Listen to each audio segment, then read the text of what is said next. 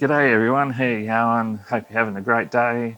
Today's video is a bit different to what I normally do because it's going to be not about repairing as such and not about building either. It's sort of a bit of everything, I guess. Anyway, it relates to my own PC. I've noticed lately when computer's doing a bit of stressful work, the temperatures on the CPU are getting a bit higher than what I would like, and I've kind of come to the conclusion that it's probably just the liquid cooler isn't coping very well. The one I bought a while ago. It was a Antec Vortex 360mm liquid cooler. It's not exactly a high-end one. It was only like a budget sort of price. So yeah, I'm starting to think that it's just not coping. So I decided on going to update it, and you can probably see it down here. I've gone for a Be Quiet Light Loop 360. This cost me roughly 200 Australian. So it's not on the super expensive price range, but it's also not a budget one either. And of course I've gone for the white because my case is white, as you know. And the other thing that will be nice, and it's only a minor thing really, is on the Vortex the fans only have a ring of light, and that's completely different to all the other fans I got in my case. So having the LEDs in the middle like all the other fans will be a nice little finishing touch as well. And also the pump head, the LED lighting will be much more prominent than the Vortex. The Vortex has like a tinted LED thing, and you can't actually see the lights all that well on it. So this will be a nice little addition in terms of better cooling, and it'll make the case look more symmetrical. Is that the word? Or more synergy? Yeah, that's probably more accurate. Be a bit more synergy between everything. So yeah, that's what we're going to do. But before I start pulling apart my computer and trying to swap this thing out, I was going to just show you Ada 64 temps under stress, and then we can then directly compare that to Be Quiet Light Loop once we got it installed, and just see if it has made a difference or not. Just before we do that, I just want to say that I have already repasted my current liquid cooler. So I took the head off, put new paste and all that, and tried to improve things, and it didn't make any difference. So this is why I'm going down this road.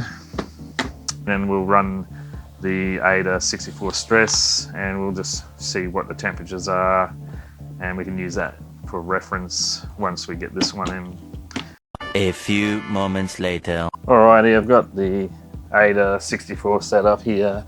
Sorry about the angle of the screen and all that. I just don't want to run like OBS while I'm doing a stress test, because it may not work properly. So I'm just using the camera here. Currently we're idling about 33 degrees on the CPU, which is really good, but that's not the issue I'm having. The issue I'm having is when I'm putting stress on the CPU, the temps are getting higher than what I'd like. So we'll just have a look. All right, here we go. So initially it seems okay. It's below 80, but I found after sustained work, it would start to creep into above 80.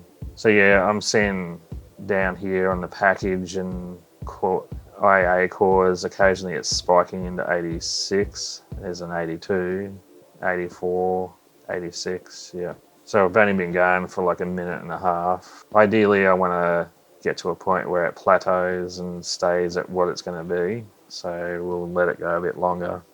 And you're wondering, when would you possibly be stressing the computer like this? Well, actually it's during when I'm doing video editing and I'm rendering and editing, particularly audio. Like when I run my filters over the audio to clean them up and all that, it actually uses AI software to clean it all up. That primarily targets the CPU, and so the CPU has to work really hard to do it on the fly, and that's where I'm seeing these temperature spikes. So we're just over, or nearly 3 minutes, and we're sitting on 82, 81, 82. This isn't what I call really bad, but I just wanted a bit lower if I can. It's definitely nowhere near a point to be really concerned about, but I'm a little bit of a, I like things to be just right person.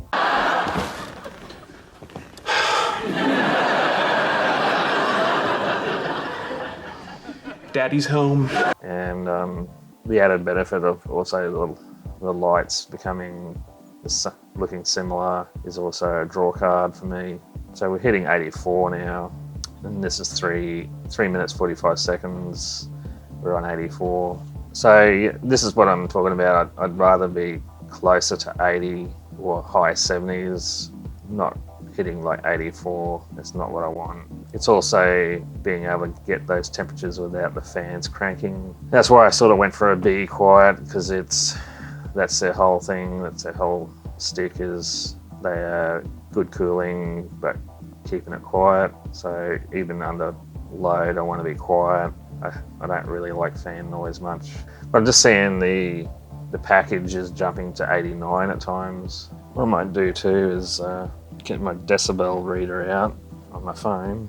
So my computer at full load is hitting 48.3 decibels. Now you compare that to the gaming laptop I tested recently, it was close to 60 decibels. So that just shows you how much quieter my PC is. All right, so I think it's plateaued now after 7 minutes. It's not going above 84, I think was the highest I've seen it on the actual CPU, but on the package and stuff it's been higher. 86 I think is the worst I've seen it. So there you go, we've got a baseline, we'll stop it there. So after about 7 minutes we get that, and then you can see it's dropping down really fast, down to 39, 38. So yeah, it's going to take a while to drop back to 33 again, because it's going to dissipate that heat. All right, it's time to now disconnect the computer, and then we'll pull out the old liquid cooler and we'll install this new Be Quiet one. Oh, I have a bad feeling about this. All right, here she is, my computer, and so all disconnected. So first things first, we'll get these sides off. If you're wondering what case this is an Antec C5 Constellation.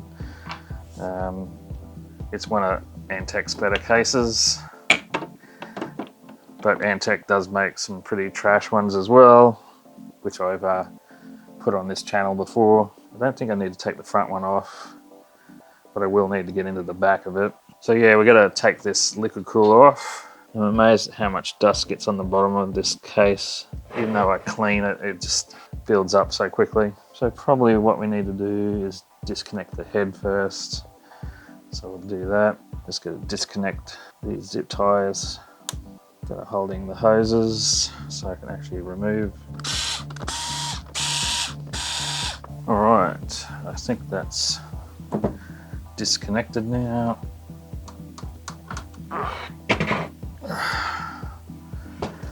Okay, so I'm going to disconnect the fan header and the pump.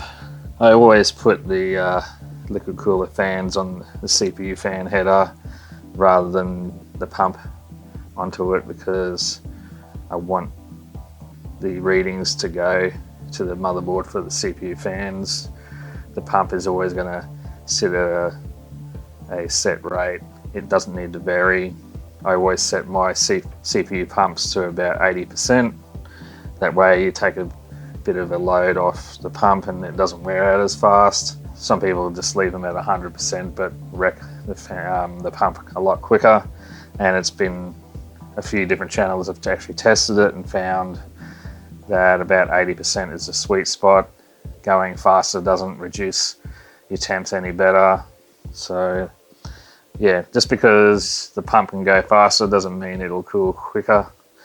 Although, you know, if you set it too low, of course, it's not going to work as well.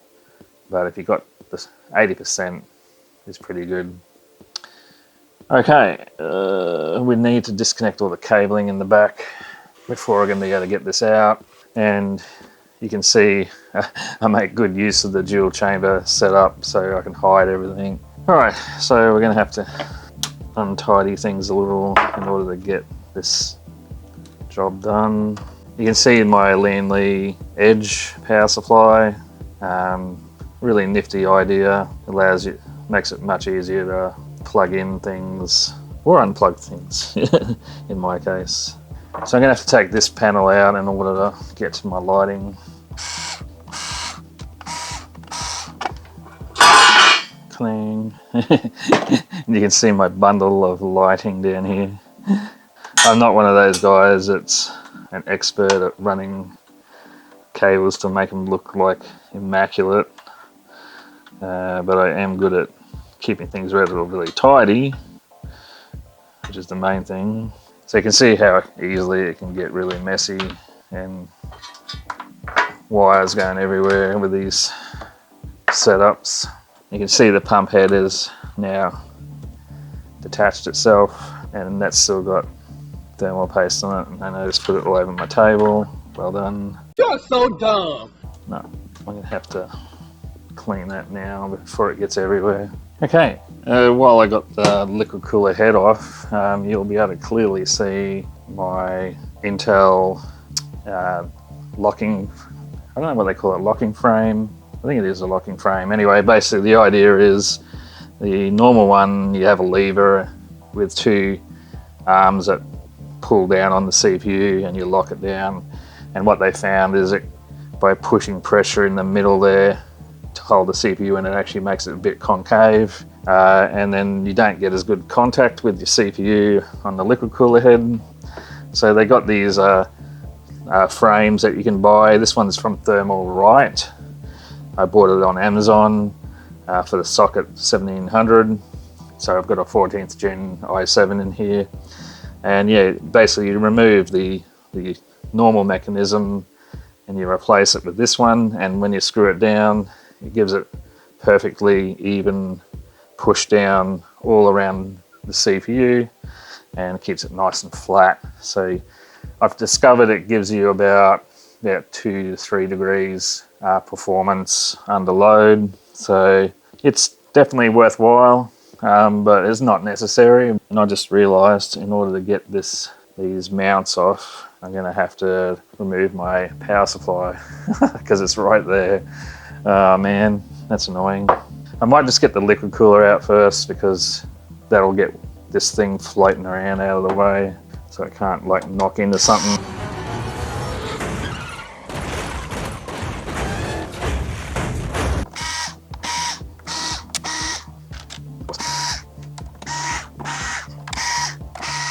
So what I normally do is I just take all the screws except for a couple in the middle, then I hold it with my hand and take out the final 2. And that way it drops straight into your hands and you can slowly pull it out and boom, we've got it out nice and clean without damaging anything. So I'm going to put this aside, and as I said, we're going to have to take the power supply out. So yeah, the power supply is right where we need to put the mounts. So we're going to have to move, we don't have to completely disconnect it, we just need to take the screws off and place it on the table so I can get to the mounting.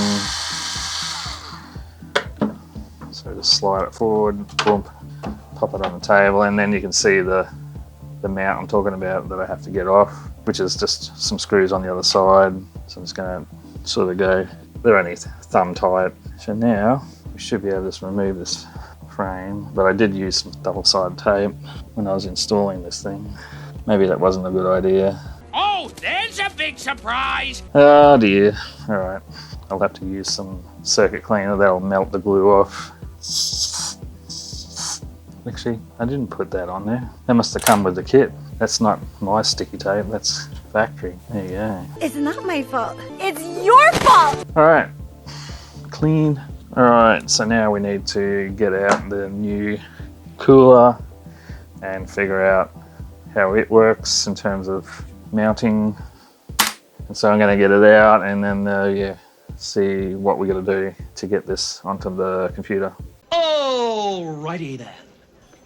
Alright, I'm being a little bit lazy today because I can't be bothered shifting the camera over to the bench. So I'm sort of doing it on the floor here. So all the brackets we need. It looks to be like some kind of controller. The 3 fans.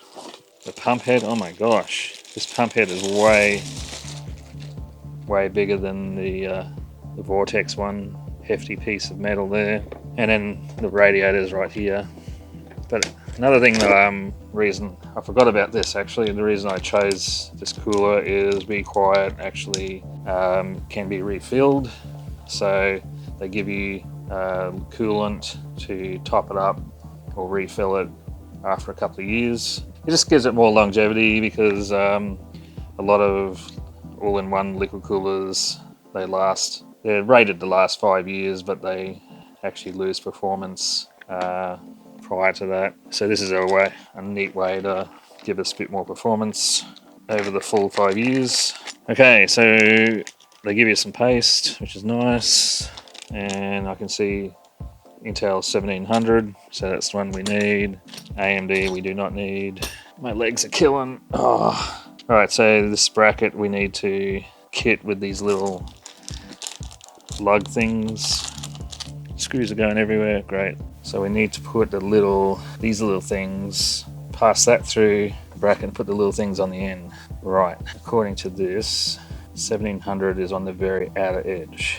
Right, so we get that, put it through, make sure it's on the outer edge, like that. Get our little rubber thingy, which is just like an O-ring, goes over the top and holds it in spot. That's easy enough. 15 minutes later. So here's the bracket that I just created, and we'll poke it through the holes like so, and then we'll use these 4 screws on the other side to hold it in place so it can't fall off, and just do it hand tight. It doesn't have to be drilled in with a screwdriver or anything like that, and always do it diagonally because it gives even pressure that way. Alright, so we got the back plate on, which means we can put the power supply back where it's supposed to be. Another cool thing about this Lian-Li Edge power supply is it's got a magnetic filter on it, so really easy to clean it. Alright, so now we've got the mounts there. We have to put those little brackets on it, so it's just got to go into this hole up the top here. This is quite awkward doing it this way. I'm gonna go on the lower setting for this. It's just a bracket to hold it. We don't want it too tight. So there you go, you can see the mount, and that's where the head's gonna go on in a minute. Boom. Okay, so now we have the brackets all in place, ready for the actual liquid cooler head. But the next thing we're going to do is I'm just going to check these fans, what connectors they have. So it looks like they come with PWM and ARGB. So basically I don't need to use the controller they give. So they give you this, and it's meant to be a fan and ARGB hub, but because and it's got SATA power too. I just noticed that, the SATA power there. So this is if you don't have a motherboard that has enough connectors and all that. In our case, with this setup I don't actually need this because I'm going to be going directly into what I already have. One less thing to plug in. But what we do need is to mount all these fans onto the liquid cooler.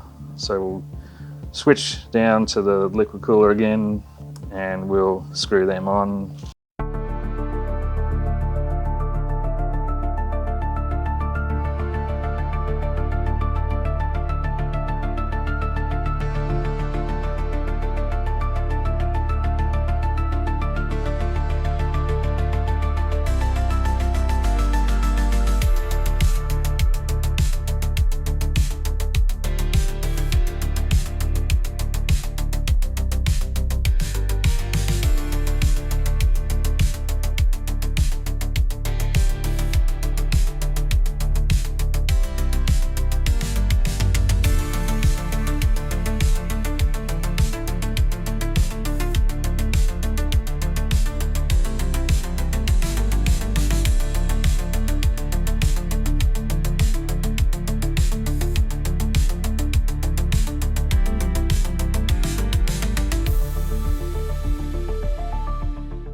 Alright, so we have a basic wiring done. So now we need to make sure it works before I seal and tidy up.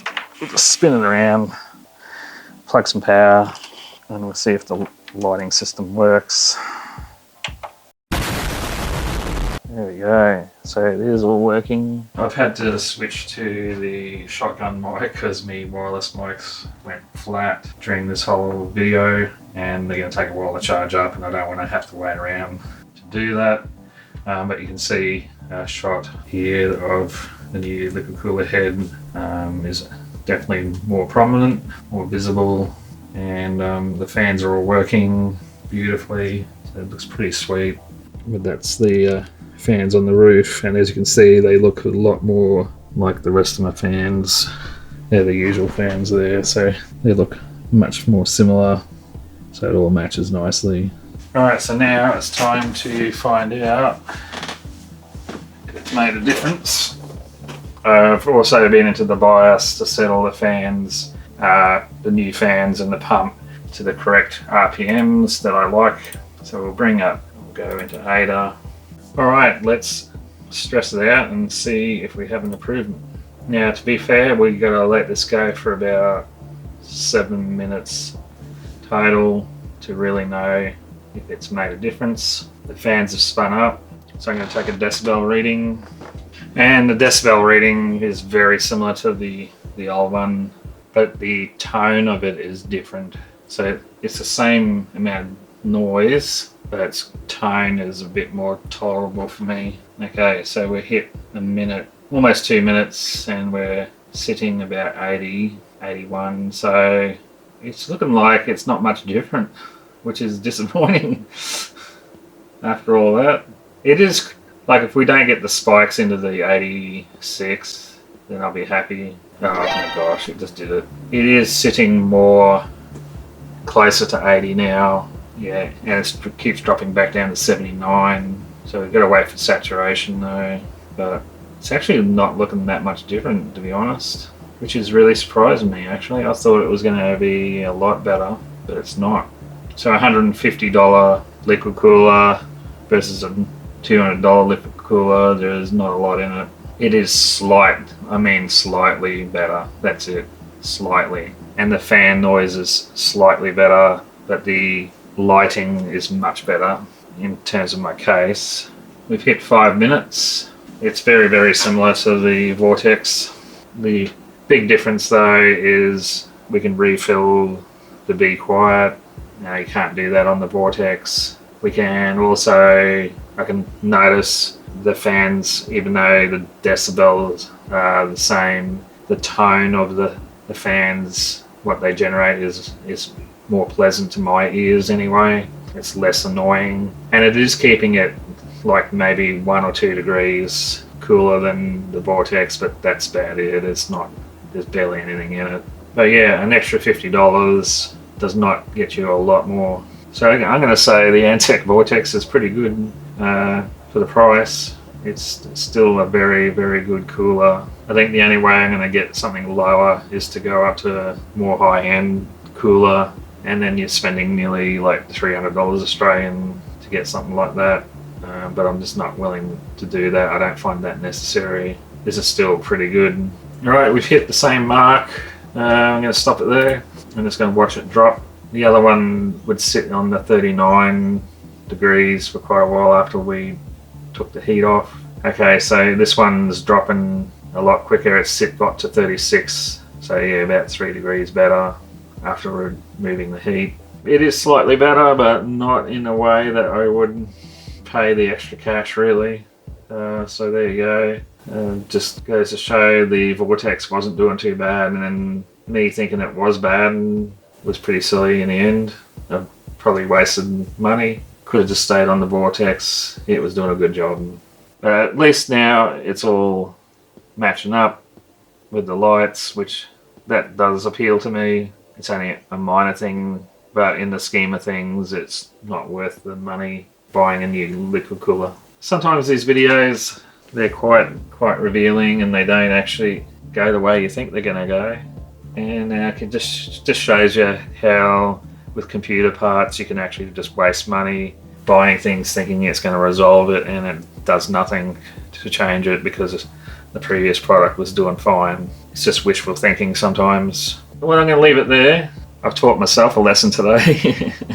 There was actually no need to really upgrade. It hasn't made a massive difference other than making everything look the same inside, and someone else will get the benefit of my liquid cooler. I quite often get people who need to do an upgrade, and they're very willing to take my second-hand components off me because they're often in very good condition. They're like brand new, so I don't think I'll have trouble getting someone that will want it. So that's all good. I guess the i7 14th gen is running at the best it's going to run without, you know, spending mega dollars on a cooler. Okay, well, hopefully that was insightful for you, and now you've got to see what the Be Quiet 360 loop, how well it performs, and now you know how well the Antec Vortex performs as well. Not too bad, pretty good for the price. Anyway, I'll see you in the next video. Bye for now.